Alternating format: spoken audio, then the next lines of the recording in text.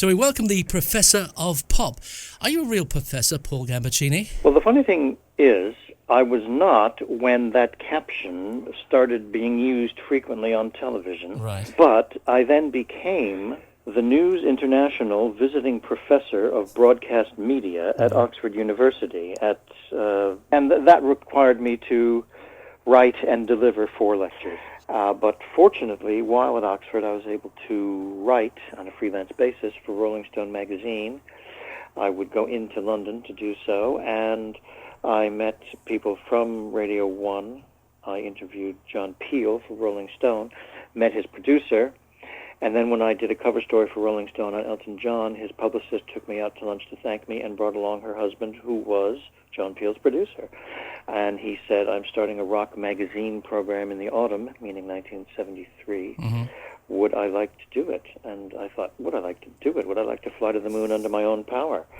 This is something I have missed desperately for 3 years. And I was thrilled to get back into radio and, of course, still live in Britain, because if you are a broadcaster, the BBC is the place to be. Did you find in the Radio 1 days that it was like a family? Well, for the most part, because we did events together. We had a Radio 1 football team, and we would go out in the winter months, and every month we'd play a game. What would happen would be the station would decamp to part of the country for a week, and you'd have the football game on Sunday, and then radio programs from Monday from Friday. Well, since my program was on a Saturday, I didn't hang around beyond Monday, but the football games were quite amazing. I became the first American to ever play at Wembley, a totally undeserved distinction. What position did he play? I would have been midfield. When you look back at the times on Radio 1, did you enjoy the times on Radio 1? I loved my program. Yeah. I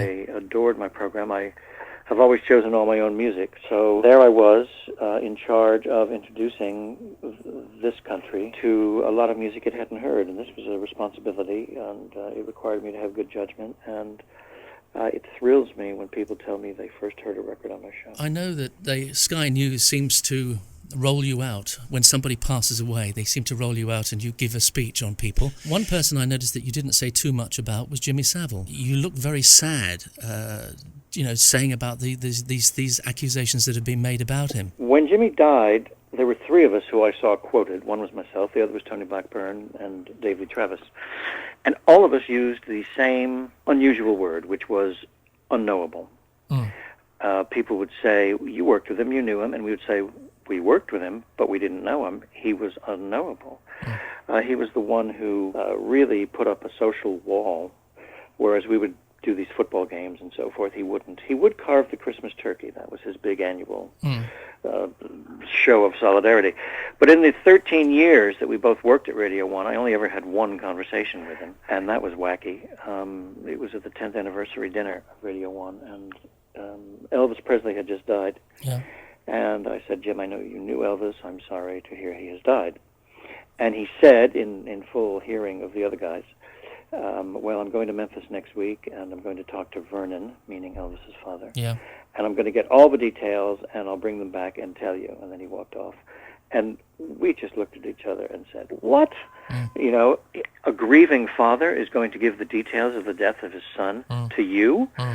I've shaken the hands of 2 astronauts who've walked on the moon, but Jimmy was farther out than either. He just seems such a strange character. Well, he projected eccentricity, Yeah. which was useful because people couldn't believe he was human. But he would remind us that he was a member of Mensa, the high IQ organization, and he was a genius who applied himself and that genius into achieving all of his goals, which I think were 5. One was to become the leading DJ, which he did before I even arrived in this country.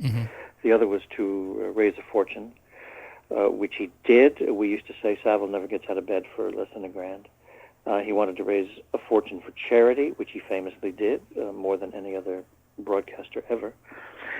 And he wanted to be an establishment figure, and of course he achieved a knighthood and a papal knighthood and frequently visited Chequers.